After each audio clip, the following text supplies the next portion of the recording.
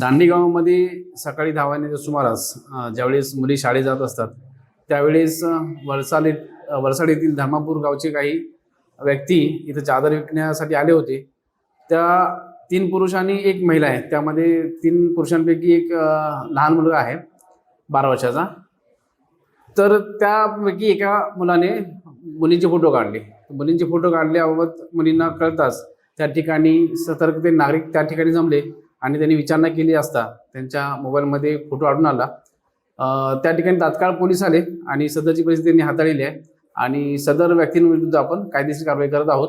नागरिकांनी आपण आवाहन केले की सदर व्यक्तींविरुद्ध आपण योग्य ती कायदेशीर कारवाई करून आपण लोकांना आश्वस्त केलेलं आहे आपण शांतता राखण्याबाबत। या ठिकाणी बरेच नागरिक जमले होते। नागरिकांनाही समजावलेलं आहे।